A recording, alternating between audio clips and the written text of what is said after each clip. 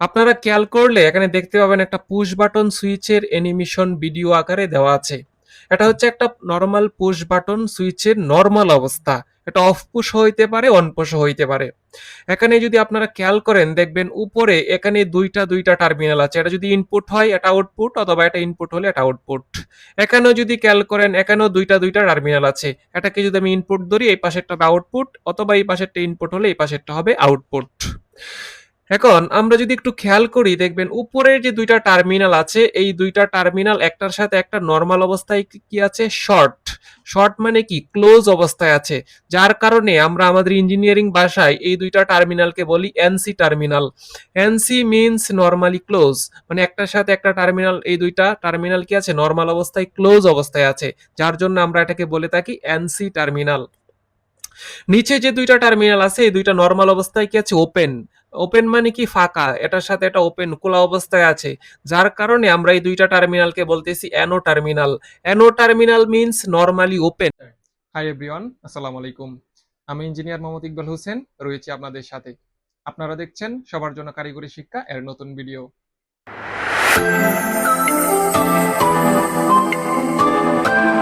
আজকের আমাদের class topic হচ্ছে commercial name of industrial wiring materials.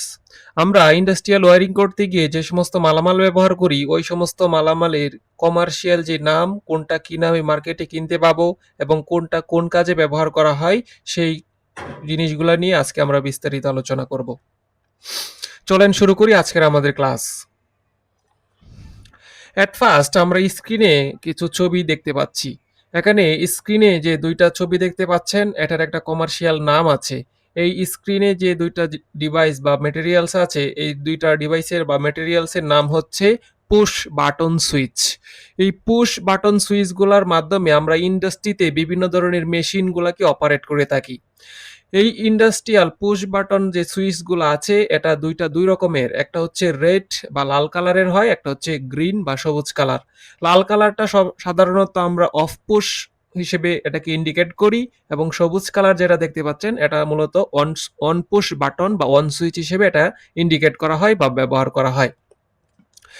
এখানে সুইচের মধ্যে ইন্টারনাল যদি আমরা গঠন দেখি, ইন্টারনাল গঠন দুইটা প্রায় সেম। পার্থক্যটা হচ্ছে জাস্ট কালারের মধ্যে। এটা রেড কালার যেটা সেটা হচ্ছে দেখতে লাল হয়, আর যেটা গ্রিন কালার এখানে হচ্ছে মূলত এটা সবুজ। আর এর ইন্টারনাল গঠন বা স্ট্রাকচার দুইটা অপুষ বা অনপুষ যেটাই হোক না কেন দুইটার ইন্টারনাল গঠন প্রায় সেম। চলেন এই অফ পুশ বা অন পুশ সুইচের ইন্টারনাল স্ট্রাকচারটা কিরকম সেটা যদি আমরা একটু দেখি অ্যানিমেশন আকারে তাহলে ক্লিয়ারলি বুঝতে পারবো। আপনারা খেয়াল করলে এখানে দেখতে পাবেন একটা পুশ বাটন সুইচের অ্যানিমেশন ভিডিও আকারে দেওয়া আছে। এটা হচ্ছে একটা নরমাল পুশ বাটন সুইচের নরমাল অবস্থা। এটা অফ পুশ হইতে পারে, অন পুশ হইতে পারে। এখানে যদি আপনারা খেয়াল করেন দেখবেন উপরে এখানে দুইটা টার্মিনাল আছে। এটা যদি ইনপুট হয় এটা আউটপুট, অথবা এটা ইনপুট হলে এটা output.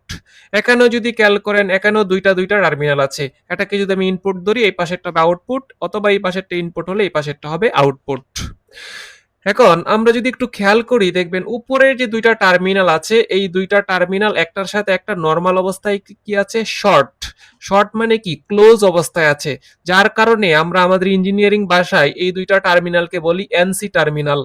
NC means normally close, মানে একটার সাথে একটা টার্মিনাল, এই দুইটা টার্মিনাল কি আছে, নরমাল অবস্থায় ক্লোজ অবস্থায় আছে, যার জন্য আমরা এটাকে বলে থাকি এনসি টার্মিনাল। নিচে যে দুইটা টার্মিনাল আছে এই দুইটা নরমাল অবস্থায় কি আছে, ওপেন।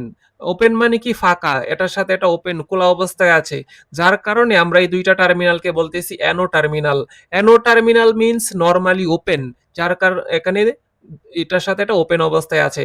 আপনারা যদি একটু অ্যানিমেশনটা খেয়াল করেন দেখবেন আমরা যখন এখানে ইলেকট্রন ফ্লু করতেছি অ্যানিমেশন আকারে এই ইলেকট্রনটা এদিক দিয়ে ফ্লু হয়ে আউটপুট টার্মিনালে পৌঁছে যাচ্ছে। এর কারণ হচ্ছে এটা মাঝখান দিয়ে শর্ট আছে, যার কারণে এটা সরাসরি ফ্লু হতে পারতেছে। এবং নিচের টার্মিনালটা যদি খেয়াল করেন এখানে যেহেতু এটা অ্যানো টার্মিনাল, এখান থেকে ইলেকট্রনটা এই জায়গায় এসে আটকে যাচ্ছে বা থেমে যাচ্ছে। এর কারণ হচ্ছে এটা ওপেন অবস্থায় আছে, যার কারণে আমার পাওয়ারটা এখান থেকে ওইখানে পাস হতে পারতেছে না। এখন আপনি যখন এই পুশ বাটনের যে এখানে প্রেস করার যে অংশটুকু আছে এই জায়গার মধ্যে যখন আপনি প্রেস করবেন তখন এটার মধ্যে একটা ইন্টারচেঞ্জ হবে। ইন্টারচেঞ্জ মূলত কিভাবে হবে? তখন এই এনসি টার্মিনালটা হয়ে যাবে অ্যানো এবং অ্যানো টার্মিনালটা হয়ে যাবে এনসি। এই ঘটনাটা দেখতে কিরকম হয় যদি একটু খেয়াল করেন আপনারা, আপনাদেরকে আমি দেখাচ্ছি। সুইচে প্রেস করার পরে এই সুইচের অবস্থানটা কিরকম হবে সেই অবস্থান।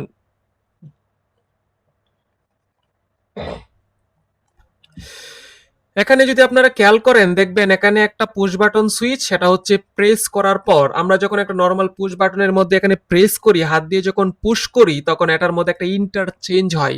কিরকম চেঞ্জ হয়? এখানে আগে যে দুইটা টার্মিনাল, উপরের দুইটা টার্মিনাল আমরা আগে দেখেছিলাম এই দুইটা ছিল এনসি অবস্থায়, এখন এই দুইটা টার্মিনাল হয়ে গেছে অ্যানো, এবং নিচে যে দুইটা টার্মিনাল ছিল আগে অ্যানো, এখন হয়ে গেছে এই দুইটা টার্মিনাল এনসি। তাহলে এই অবস্থানটা কখন হবে? যখন আমরা সুইচের মধ্যে প্রেস করে দিব, প্রেস করার পর আমাদের এই ঘটনাটা ঘটবে। যদি আপনাদেরকে আগের আমার ভিডিওটা দেখায়, আগের যে স্লাইড, এখানে দেখেন উপরের দুইটা ছিল এনসি, নিচের দুইটা ছিল এনও। এটা হচ্ছে একটা নর্মাল কন্ডিশন বা নর্মাল পজিশন। যখনই আপনি সুইচের এই জায়গায় যখন বাটনের মধ্যে প্রেস করবেন, ফিজিক্যালি যখন চাপ দিবেন তখন এটার মধ্যে একটা ইন্টারচেঞ্জ হবে। এই চেঞ্জ হওয়ার পর এটার অবস্থানটা হয়ে যাবে এরকম। এখন হচ্ছে উপরের দুইটা হয়ে গেছে এনও এবং নিচের যে দুইটা এনও ছিল তখন এখন এই দুইটা হয়ে গেছে এনসি টার্মিনাল। এটা হচ্ছে একটা পুশ বাটন সুইচটাকে প্রেস করার পরের ঘটনা। এরকম অফ পুশ বা অন পুশ যেই সুইচই আপনি ব্যবহার করেন না কেন, প্রত্যেকটা সুইচেরই ইন্টারনাল স্ট্রাকচার বা ইন্টারনাল গঠন এভাবেই হয় বা এভাবেই কাজ করে। এখন বলতে পারেন তাহলে আমরা অফ পুশকে চাইলে অন পুশ অথবা অন পুশকে চাইলে অফ পুশ হিসেবেও আমরা চাইলে ব্যবহার করতে পারবো।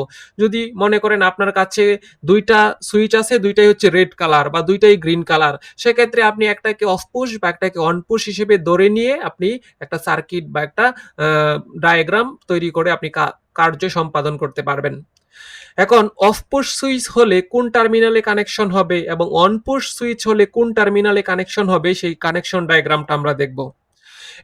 এই সুইচটাকে যদি আমরা অফ পুশ বা রেড কালার যে সুইচ হয়, লাল কালারের যে অফ পুশ বাটন হিসেবে যদি আপনি ব্যবহার করতে চান তখন আপনাকে অবশ্যই এনসি টার্মিনাল নরমালি ক্লোজ, উপরে যে দুইটা এনসি টার্মিনাল দেখতে পাচ্ছি শুধুমাত্র এই দুইটা টার্মিনাল এনসি টার্মিনাল দুইটা ব্যবহার করতে হবে। অফ পুশ যখন ব্যবহার করবেন তখন শুধুমাত্র এনসি টার্মিনালটা ব্যবহার হবে, এনো টার্মিনালের কোনো ব্যবহার হবে না।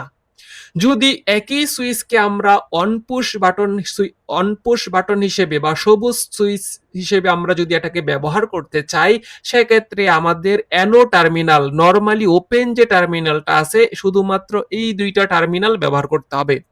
অন পুশের ক্ষেত্রে তখন আর এনসি নরমালি ক্লোজ ব্যবহার করা যাবে না, অন পুশ হিসেবে শুধুমাত্র অ্যানো টার্মিনাল ব্যবহার করতে হবে। আপনারা খেয়াল করে বা মাথায় ভালো করে সেট করে নেন, যখনই আপনি একটা সুইচকে অফ পুশ হিসেবে ব্যবহার করবেন তখন সব সময় আপনার এনসি টার্মিনালে কানেকশন করতে হবে, এবং অন পুশ সুইচ হিসেবে যখন এটাকে ব্যবহার করবেন তখন অবশ্যই অ্যানো টার্মিনাল নরমালি ওপেন যে টার্মিনালটা আছে এই টার্মিনালটা কানেকশন করবেন বা ব্যবহার করবেন। আশা করি বুঝতে পেরেছেন। এখানে একটা সুইচ আছে, এটা একটা ইন্ডাস্ট্রিয়াল সুইচ। এই সুইচটার নাম হচ্ছে সিলেক্টর সুইচ। পিয়ানো সুইচের মতোই আমরা পুশ বাটন সুইচের মতোই আমরা এই সুইচটাও ইন্ডাস্ট্রিয়াল বিভিন্ন ওয়্যারিং এর কাজে ব্যবহার করে থাকি। এটার মধ্যে আপনি দেখতে পাবেন দুইটা চারটা টার্মিনাল আছে। এটাকে যখন আপনি ঘুরিয়ে যখন সিলেক্ট করবেন তখন এখানে এর মধ্যে পজিশনে চেঞ্জ হবে। নরমালি উপরের দুইটা এনসি নিচের দুইটা এনও এরকম পজিশনেই থাকে। কিছু ক্ষেত্রে তিন স্টেজের কিছু সিলেক্টর সুইচ আছে মার্কেটে পাওয়া যায়। সেক্ষেত্রে মিডিল অবস্থানে মাঝামাঝি যে অবস্থান, এখানে কোনো দিকে এটা কানেক্ট হয় না, তখন এটা নিউট্রাল পজিশনে থাকে। যখন আপনি উপরের দিকে এটাকে সিলেক্ট করবেন তখন উপরের দুইটা টার্মিনাল এনসি হবে, আবার এটাকে যখন নিচের দিকে সিলেক্ট করবেন তখন নিচের দুইটা টার্মিনাল এনসি হবে। আপনি চাইলে এটাকে মিডিল পয়েন্টে নিউট্রাল পজিশনেও রাখতে পারবেন। যেই সুইচের তিন স্টেজের সুইচ আছে ওই সমস্ত সুইচ। আবার মার্কেটে কিছু দুই স্টেজের সুইচ পাওয়া যায়। এটা হয় নিচের দুইটা এনসি না হয় উপরের দুইটা এনসি, যে কোনো একটাকে এনসি এবং যে কোনো একটাকে এনো টার্মিনাল হিসেবে এটাকে সংযোগ করে রাখে। এটা আপনার মার্কেটের যে সুইচের কোয়ালিটির উপরে ডিপেন্ড করে এর বিভিন্ন ধরনের প্রকারভেদ। এটা আমরা বিভিন্ন ধরনের ইন্ডাস্ট্রিয়াল অটোমেশন সিস্টেম বা ইন্ডাস্ট্রিয়াল মোটর কন্ট্রোলিং এ এটা প্রচুর ব্যবহার করে থাকি। এখানে একটা সুইচ দেখতে পাচ্ছেন, এটা একটা ইন্ডাস্ট্রিয়াল সুইচ। এই সুইচটির নাম হচ্ছে রোটারি ক্যাম সুইচ। এটার মাধ্যমে আমরা রোটারি ঘুরিয়ে ঘুরিয়ে সিলেক্ট করে আমরা বিভিন্ন ধরনের ইন্ডাস্ট্রিয়াল যে সার্কিট বা লোড, সেই লোডগুলোকে কন্ট্রোল করে থাকি। এখানে বিভিন্ন ধরনের স্টেজ আছে, ফার্স্ট, সেকেন্ড, থার্ড, ফোর্থ, এভাবে এরকম বিভিন্ন ধরনের স্টেজ, স্টেপ বাই স্টেপ আমরা যদি কোনো লোডকে কন্ট্রোল করতে চাই, সেক্ষেত্রে আমরা এরকম রোটারি ক্যাম সুইচ ব্যবহার করি। উদাহরণস্বরূপ যদি বলতে চাই, মনে করেন আমার কাছে একটি মাত্র অ্যামিটার, এম্পিয়ার মিটার আছে, যেটার মাধ্যমে আমি এম্পিয়ার পরিমাপ করব। কিন্তু আমার লাইন আছে তিনটা, line 1, line 2, line 3, three phase supply. তাহলে থ্রি ফেজ লাইনের যে তিনটা ফেজ দিয়ে কত কত এম্পিয়ার প্রবাহিত হচ্ছে, সেটাকেই যদি আমি একটি মাত্র অ্যামিটার দিয়ে এটাকে পরিমাপ করতে চাই, সেক্ষেত্রে আমি যদি এরকম একটা সিলেক্টর বা রোটারি ক্যাম সুইচ যদি আমি ব্যবহার করি, সেই কাজটা ইজিলি করা সম্ভব। কিভাবে সম্ভব? আমি যখন এটাকে প্রথম স্টেজে সেট করব 1-এ, তখন আমার লাইন 1 এর মধ্যে কত এম্পিয়ার প্রবাহিত হচ্ছে সেটা আমার ডিসপ্লেতে, এমিটারের ডিসপ্লেতে শো করবে। যখনই আপনি এই রোটারি সুইচটাকে লাইন 2 তে সিলেক্ট করে দিবেন, তখন লাইন 2 দিয়ে কত এম্পিয়ার প্রবাহিত হচ্ছে সেটা আপনার এমিটারের ডিসপ্লেতে শো করবে।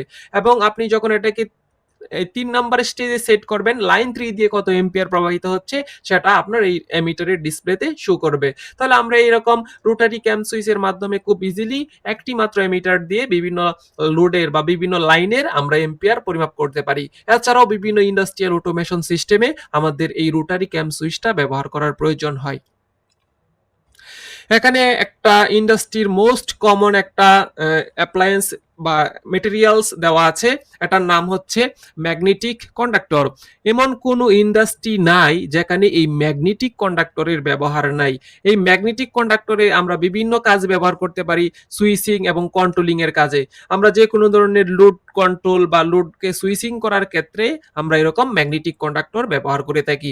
ম্যাগনেটিক কন্ডাক্টরের উপরে ডিটেলস এর আমাদের ক্লাস বা এর উপরে বিস্তারিত ক্লাস আমরা শুধুমাত্র একটি পার্ট নিয়ে, ম্যাগনেটিক কন্ডাক্টর নিয়েই আমরা একটা ক্লাস তৈরি করব। আপনারা যারা ম্যাগনেটিক কন্ডাক্টর নিয়ে বিস্তারিত জানতে চান, সে ক্লাসটি আমরা আমাদের পেজে আপলোড করব, আপনারা চাইলে এটা দেখে নিতে পারেন। তাহলে এটি হচ্ছে একটা ম্যাগনেটিক কন্ডাক্টর। এই ম্যাগনেটিক কন্ডাক্টরের মাধ্যমে আমরা ইন্ডাস্ট্রিয়াল বিভিন্ন ধরনের লোডকে সুইচিং এবং কন্ট্রোলিং করে থাকি। দেন আমার স্ক্রিনে আমরা যে ছবিটা দেখতে পাচ্ছি, এটা একটা ইন্ডাস্ট্রিয়াল মেটেরিয়ালস, এটার নাম হচ্ছে ম্যাগনেটিক রিলে। এই ম্যাগনেটিক রিলের মাধ্যমে আমরা বিভিন্ন ইন্ডাস্ট্রিয়াল কন্ট্রোল সার্কিট তৈরি করতে পারি। এটা বিভিন্ন কাজে ব্যবহার করা হয়, যেরকম controlling, switching and protection of electrical circuit.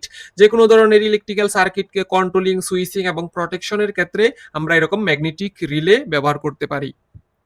এটার উপরও আমরা স্টেপ বাই স্টেপ বিস্তারিত একটা ক্লাস নিয়ে আসব, সেই ক্লাসে আপনারা বিস্তারিত এই ম্যাগনেটিক রিলে সম্পর্কে জানতে পারবেন। এখানে যে মেটেরিয়ালসটা দেখতে পাচ্ছেন, এটা একটা ইন্ডাস্ট্রিয়াল মেটেরিয়ালস, এটার নাম হচ্ছে থার্মাল ওভারলোড রিলে। এটাও একটা ইন্ডাস্ট্রিয়াল মেটেরিয়ালস। এটার মাধ্যমে আমরা ইন্ডাস্ট্রিতে যে থ্রি ফেজ ইন্ডাকশন মোটর আছে, সেই মোটরকে সুরক্ষা দেওয়ার জন্য বা প্রোটেকশন দেওয়ার জন্য একটা প্রোটেকটিভ ডিভাইস হিসেবে এই থার্মাল ওভারলোড রিলেটা ব্যবহার করি। আপনারা যদি চান, আমরা প্রত্যেকটা ইন্ডাস্ট্রিয়াল মেটেরিয়ালস এর উপরে স্টেপ বাই স্টেপ ক্লাস নিয়ে আসব। যদি আপনাদের চাহিদা বা আপনাদের যদি আগ্রহ থাকে, সেক্ষেত্রে আপনারা কমেন্ট সেকশনে জানাবেন। আমরা প্রত্যেকটা টপিকের উপরে step by step separate class নিয়ে আমাদের পেজে আপলোড করব। এটার নাম হচ্ছে থার্মাল ওভারলোড রিলে। এটা হচ্ছে একটা প্রোটেক্টিভ ডিভাইস, এর মাধ্যমে আমরা থ্রি ফেজ ইন্ডাকশন যে মোটর, সেই মোটরকে প্রোটেকশন বা সুরক্ষা দেওয়ার জন্য এটা ব্যবহার করে থাকি। এখানে যেটা দেখতে পাচ্ছেন, এটা একটা থ্রি ফেজ ইন্ডাকশন মোটর। ইন্ডাস্ট্রিতে যে সমস্ত লোড আমরা ব্যবহার করি, সেই লোডগুলোকে অপারেট করার জন্য, কন্ট্রোলিং করার জন্য বা লোডের সাথে সরাসরি সংযোগ দেওয়ার জন্য আমরা এরকম থ্রি ফেজ ইন্ডাকশন মোটর ব্যবহার করে থাকি। এখানে একটা ইন্ডাস্ট্রিয়াল মেটেরিয়ালস দেওয়া আছে, মোস্ট কমন একটা মেটেরিয়ালস, এটা নাম হচ্ছে অন ডিলে টাইমার। এখানে হয়তো টাইপিং একটু মিস্টেক আছে, ও এন হবে, ওয়ান, ওয়ান মানে চালু, ওয়ান ডিলে টাইমার। এটার মাধ্যমে আমরা কোনো একটা লোডকে নির্দিষ্ট সময় পর যদি অন করতে চাই, সেক্ষেত্রে আমাকে এক ধরনের টাইমার ব্যবহার করতে হয়। এই টাইমারের নাম হচ্ছে ওয়ান ডিলে টাইমার। এর মানে হচ্ছে সে কোনো একটা লোডকে একটা নির্দিষ্ট সময় পর অন করে দিবে, যার জন্য এটাকে নামকরণ করা হয়েছে অন ডিলে, মানে দেরি করে সে কোনো লোডকে চালু করে দিবে। এখানে একটা ইন্ডাস্ট্রিয়াল মেটেরিয়ালস আছে, এটা একটা টাইমার, এটার নাম হচ্ছে of delay timer. Of delay timer মানে কি? এর মানে হচ্ছে কোনো একটা লোডকে সে একটা নির্দিষ্ট সময় পর অফ করবে। মনে করেন আমি একটা ইন্ডাস্ট্রিতে জব করি, আমার আন্ডার একটা মেশিন আছে, এই মেশিনটা আমার ডিউটি টাইম এর পর অতিরিক্ত আরো 2-3 ঘন্টা চালু রাখতে হবে। সেক্ষেত্রে আমার ডিউটি টাইম যদি 4টা বাজে শেষ হয়, সেক্ষেত্রে আমি তো মেশিন চালু করে আমি চলে যাব। সেক্ষেত্রে সারা রাত যদি মেশিনটা চলে, সেক্ষেত্রে বিদ্যুতের অপচয় হবে, জ্বালানি অপচয় হবে বা বিভিন্ন যে কোনো ধরনের দুর্ঘটনা ঘটতে পারে। অ্যাজ এ ইঞ্জিনিয়ার হিসেবে, অ্যাজ এ ইলেকট্রিশিয়ান হিসেবে আপনার এমন একটা সিস্টেম চালু আছে যেন কোনো দুর্ঘটনা না ঘটে, কোনো অপচয় না হয়। সেক্ষেত্রে আপনি চাইলে এরকম একটা অফ ডিলে টাইমার লাগাই দিতে পারেন। এই টাইমারটা কিভাবে কাজ করবে? এই টাইমারের যে সুইচটা আছে, আপনি নির্দিষ্ট সময়ে এই সুইচটাকে বন্ধ করে চলে যাবেন, কিন্তু আপনার যে মেশিনটা আছে এই মেশিনটা কিন্তু বন্ধ হবে না। সুইচ ঠিকই বন্ধ করে দিচ্ছেন, কিন্তু আপনার মেশিন বন্ধ হচ্ছে না। তাহলে মেশিনটা কখন বন্ধ হবে? আপনি এখানে একটা নির্দিষ্ট টাইম সেটিং করে দিবেন, এই টাইম পর সেই মেশিনটা অটোমেটিক্যালি বন্ধ হয়ে যাবে। এটাই হচ্ছে অফ ডিলে টাইমারের কাজ। দেন এখানে একটা ইন্ডাস্ট্রিয়াল মেটেরিয়ালস আছে, এটাও এক ধরনের ইন্ডাস্ট্রিয়াল অটোমেশন টাইমার, এটার নাম হচ্ছে 2 ইন টাইমার, অথবা এটাকে বলা হয় সিকোয়েন্সিয়াল টাইমার। এই টাইমারের দুইটি নাম আছে, একটা হচ্ছে টুইন টাইমার, একটা হচ্ছে সিকোয়েন্সিয়াল টাইমার। টুইন টাইমার কেন বলা হয়? কারণ এটার ভিতরে একের ভিতরে দুই। এই টাইমারের মাধ্যমে আপনি চাইলে অন ডিলে এবং অফ ডিলে যে দুইটা টাইমার দেখলাম, দুইটা টাইমারের কাজ একাই করতে পারে, যার জন্য এটাকে বলা হয় টুইন টাইমার। এবং এটার আরেকটা নাম হচ্ছে সিকোয়েন্সিয়াল টাইমার। সিকোয়েন্সিয়াল বলতে আমরা বুঝি সিকোয়েন্স অনুযায়ী একটার পর একটা যদি ধারাবাহিকভাবে কোনো লোড কন্ট্রোল করতে চাই, সেক্ষেত্রে আমরা এরকম টুইন টাইমার ব্যবহার করতে পারি। এছাড়াও বিভিন্ন ধরনের ইন্ডাস্ট্রিয়াল যে অটোমেশন সার্কিট বা সিস্টেম কন্ট্রোলিং এর কাজে আমরা এরকম টুইন টাইমার ব্যবহার করে থাকি। এখানে একটা সেন্সর ইন্ডাস্ট্রিয়াল মেটেরিয়াল দেওয়া আছে, এটা নাম হচ্ছে একটা সেন্সর। এই সেন্সরটির নাম হচ্ছে মডার্ন প্রক্সিমিটি সেন্সর। বাজারে বিভিন্ন ধরনের মডার্ন প্রক্সিমিটি সেন্সর পাওয়া যায়। এই যে ছবিতে যে সেন্সরটি দেখতে পাচ্ছেন, সেটা হচ্ছে মেটাল প্রক্সিমিটি সেন্সর। এই সেন্সরটা মেটাল বা ধাতব বা লোহা, যে লোহা জাতীয় যে সমস্ত পদার্থ আছে, ওই সমস্ত পদার্থে সে আবেশে আবিষ্িত হয়ে কোনো একটা আউটপুট লোড কন্ট্রোল করতে পারে।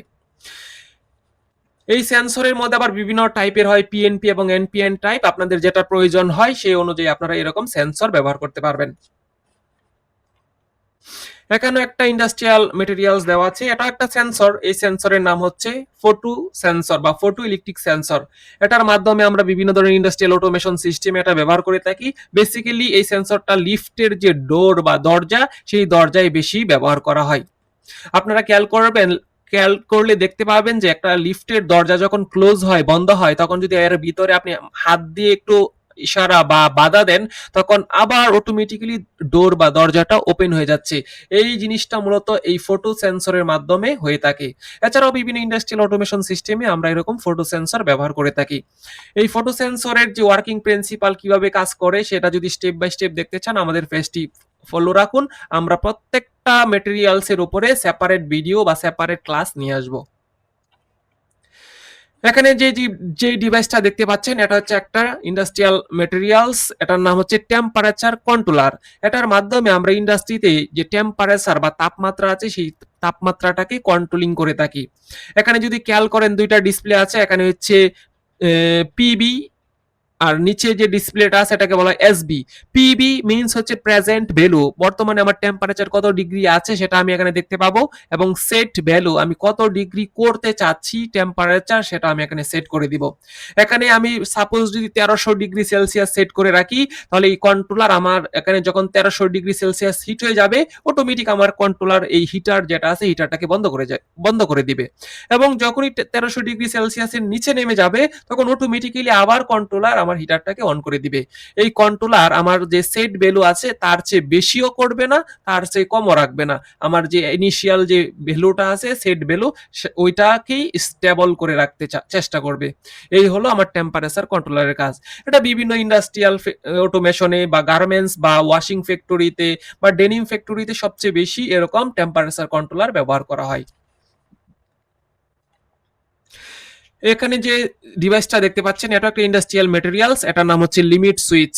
এই লিমিট সুইচের মাধ্যমে আমরা ইন্ডাস্ট্রিয়াল বিভিন্ন ধরনের অটোমেশন বা অটোমেটিক যে সিস্টেম বা সার্কিটগুলো আছে, সেই সার্কিটগুলাতে এটা ব্যবহার করি।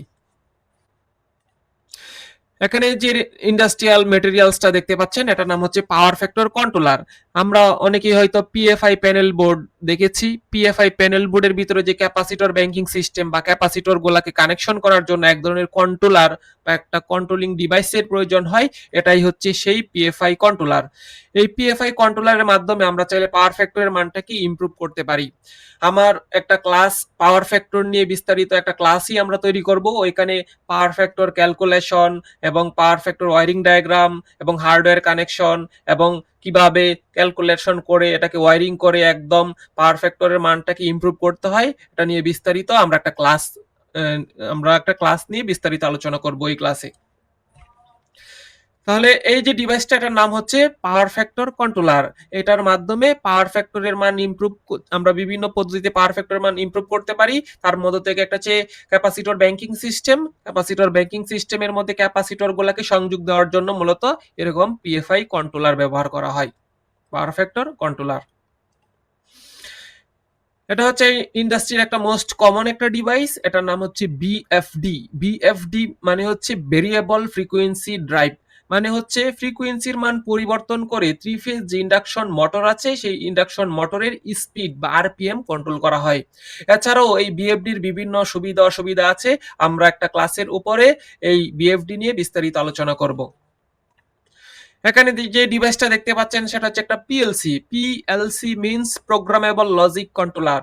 এটার মাধ্যমে আমরা এক ধরনের প্রোগ্রাম তৈরি করে দিব। সেই প্রোগ্রামের মধ্যে বিভিন্ন ধরনের লজিক সিকোয়েন্স, বিভিন্ন ধরনের অ্যারিথমেটিক ফাংশন ইত্যাদি ইত্যাদির মাধ্যমে আমরা প্রোগ্রাম করতে পারবো। সেই প্রোগ্রাম অনুযায়ী আমার আউটপুটে যে মেশিনারিজ গুলা থাকে বা মেশিন গুলা, সেই মেশিন গুলো অপারেট বা কন্ট্রোলিং হবে।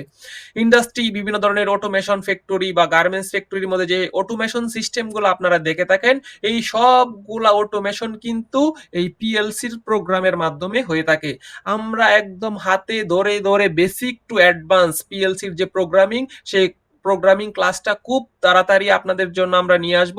আপনারা আমাদের যদি পেজটি ফলো করেন তাহলে আশা করি আপনারা বেসিক টু অ্যাডভান্স যে পিএলসির প্রোগ্রামিং স্টেপ বাই স্টেপ সবকিছুই শিখতে পারবেন। আপনারা এখানে একটা ইন্ডাস্ট্রিয়াল মেটেরিয়ালস দেখতে পাচ্ছেন, এটার নাম হচ্ছে এইচএমআই। এইচএমআই এখানে তিনটা ওয়ার্ড, এর ফুল মিনিংটা হচ্ছে হিউম্যান মেশিন ইন্টারফেস। এটার মাধ্যমে মানুষের সাথে মেশিনের একটা কমিউনিকেশন করার যে মাধ্যম, সেই মাধ্যমটাই হচ্ছে এইচএমআই। বেসিক্যালি আমরা কোনো একটা মেশিনকে অন অফ করতে হলে সুইচ ব্যবহার করি, বিভিন্ন ধরনের সুইচ। সুইচ ছাড়া মেশিনের সাথে মানুষের সংযোগ করা সংযোগ মেশিনের মাধ্যমে যদি আমরা যদি কথোপকথন বা মেশিনের সাথে যদি ইয়ে করতে চাই, কমিউনিকেশন করতে চাই, তাহলে আমাদের কিসের প্রয়োজন হয়? সেক্ষেত্রে আমরা বিভিন্ন ধরনের সুইচ ব্যবহার করি। এই সুইচের বিকল্প হিসেবে আমরা যদি স্মার্ট বা এক ধরনের ডিজিটাল স্ক্রিন টাচ ডিসপ্লের মাধ্যমে আমরা চাইলে মেশিনের সাথে কমিউনিকেশন করতে পারবো। এখানে আমি আমার পছন্দ অনুযায়ী পিএলসির প্রোগ্রাম অনুযায়ী ডিজাইন করব। সেই ডিজাইন অনুযায়ী আমার ফিল্ডে যে মেশিনগুলো আছে সেই মেশিনগুলোকে আমরা কন্ট্রোলিং প্লাস অপারেটিং দেখতে পারবো এবং মনিটরিংও করা যাবে।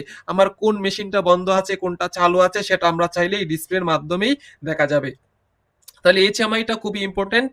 সেটার কিভাবে প্রোগ্রাম করতে হয়, কিভাবে ডিজাইন করতে হয়, কিভাবে পিএলসির সাথে কমিউনিকেশন করতে হয়, সেগুলো আমরা স্টেপ বাই স্টেপ বিস্তারিত আলোচনা করব। এখানে একটা ইন্ডাস্ট্রিয়াল অটোমেশন সিস্টেমের একটা প্রোডাক্ট দেখতে পাচ্ছেন, এটার নাম হচ্ছে সার্ভো মোটর প্লাস ড্রাইভ। এটা হচ্ছে একটা সার্ভো মোটর এবং এর সাথে যেটা আছে সেটা হচ্ছে একটা সার্ভো ড্রাইভ। আমরা ইন্ডাস্ট্রিতে বিভিন্ন সময় এক ধরনের মোটর ব্যবহার করি, যে মোটরটির নাম হচ্ছে সার্ভো মোটর। এই সার্ভো মোটরটি কখন ব্যবহার করব?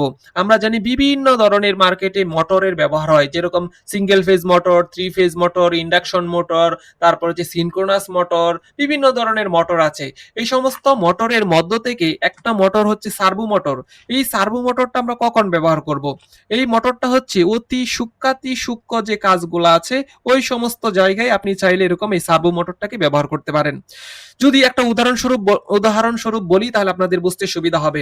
মনে করেন আমি একটা ওয়াটার ফ্যাক্টরিতে কাজে গেলাম। ওইখানে গিয়ে যে পানির যে বোতলগুলো হয় বা ড্রিঙ্ক বা যে সমস্ত ড্রিঙ্কস আছে আমাদের, ওই সমস্ত যে বোতলগুলো হয়, বোতলের যে ক্যাপ, যে ক্যাপগুলো আছে এগুলো অটোমেটিক্যালি কিন্তু লাগানো হয় মানুষের হাতের ছোঁয়ার বাইরে।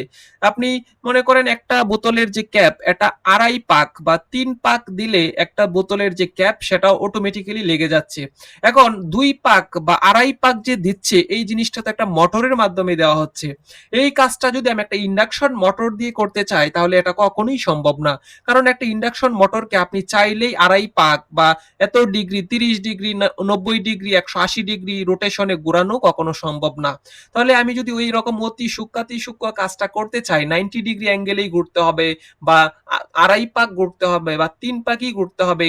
এক সুতা এদিক সেদিক হওয়া যাবে না। সেক্ষেত্রে আমার যে আউটপুট যে ডেলিভারিটা যদি ড্যামেজ হয়ে যাবে, এরকম অতি সূক্ষ্ম কাজের ক্ষেত্রে তখন আপনাদের কিছু সেনসিটিভ মোটর ব্যবহার করতে হয়।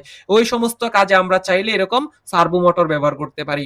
কিভাবে একটা সার্ভো মোটর প্রোগ্রাম করে কিভাবে ড্রাইভের সাথে কমিউনিকেশন করতে হয়, কিভাবে পিএলসির সাথে অপারেশন করতে হয়, কিভাবে হার্ডওয়্যার কানেকশন করে মেশিন রান করতে হয়, সেগুলোর উপর আমরা স্টেপ বাই স্টেপ বিস্তারিত ক্লাস নিয়ে আসব।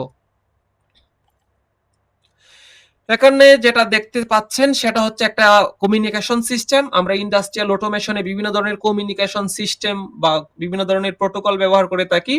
এর মধ্য থেকে একটা কমিউনিকেশন সিস্টেমের নাম হচ্ছে মোডবাস কমিউনিকেশন। আপনারা হয়তো কম বেশি মোডবাস নাম শুনেছেন। এই মোডবাস কমিউনিকেশন হচ্ছে একটা যোগাযোগ প্রোটোকল যার মাধ্যমে একের অধিক মেশিনকে আমরা একটা নেটওয়ার্কের সিস্টেমের মাধ্যমে একসাথে কমিউনিকেশন করে এক জায়গা থেকে অপারেটিং, কন্ট্রোলিং এবং মনিটরিং করতে পারি। এখানে যদি খেয়াল করেন দেখবেন একটা পিএলসি আছে, একটা এইচএমআই আছে, একটা বিএফডি আছে। বিএফডি বলতে আমরা যে কোনো একটা মেশিনকে কল্পনা করে নিতে পারি। বিএফডির মাধ্যমে যেহেতু আমরা মোটর চালাই, মোটর মানে হচ্ছে মেশিন। সেক্ষেত্রে এখানে আপনি চাইলে একটা পিএলসির মাধ্যমে যেরকম এখানে ডিবিপি 14SS2 যে পিএলসিটা আছে এটার মাধ্যমে যদি আমরা এরকম ডেল্টা এম সিরিজের যদি বিএফডি গুলা ব্যবহার করি তাহলে দেখা যাবে একটা মাত্র এই ছোট্ট পিএলসি দিয়ে 254টি বিএফডি কে একসাথে একটা নেটওয়ার্ক সিস্টেমে আমরা এটাকে নিয়ে আসতে পারবো।